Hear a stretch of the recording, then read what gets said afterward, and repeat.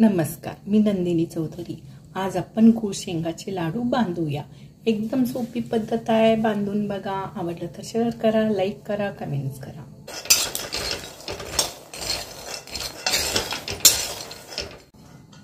एक कप गूळ विळतीवर बारीक असं बारीक काप करून घ्यायचं।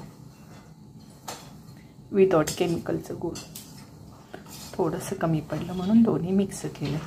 एक कप गूळ, एक कप शेंगदाणे, भाजलेले शेंगदाणे वरचं साल काढून घेतले,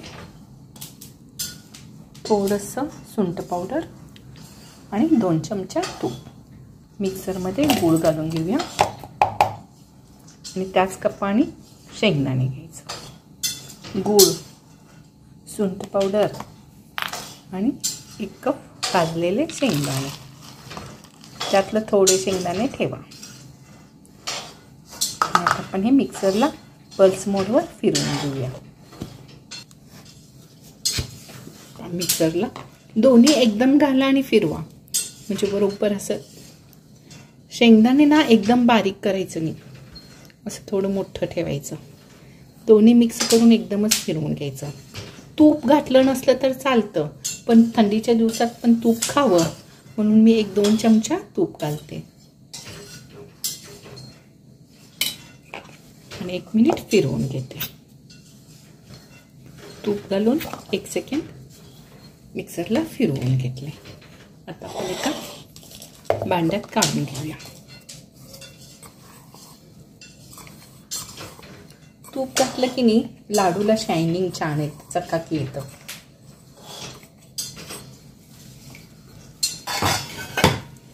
लाडू खूप छान लागतात। तुम्हाला वेलदोडे पावडर आवडत असलं तर अर्धा चमचा घालून घ्या। छान एकजीव करा।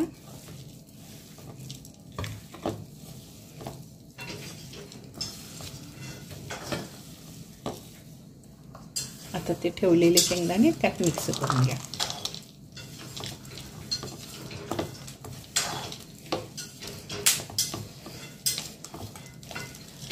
छोटे छोटे लाडू बांधूया। हे वर्षभर लाडू बांधून ठेवा आणि खावा, हेल्थला चांगलं असतं। माझ्याकडे 12 महिने असे लाडू असतात बघा शेंगदाण्याचे।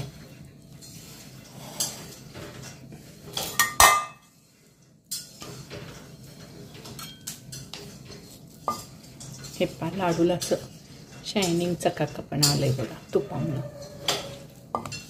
विदाउट केमिकलचं गूळ वापरत जावा, चांगलं हेल्थला।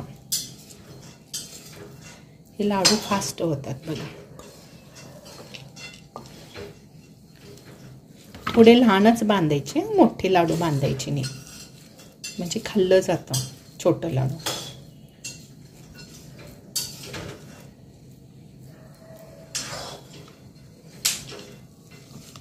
बाकीचे लाडू बांधल्यानंतर दाखवते।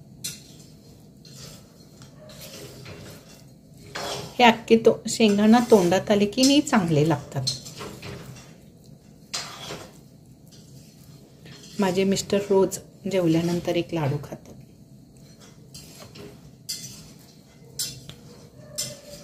चला बाकीचे लाडू बांधल्यानंतर दाखवते।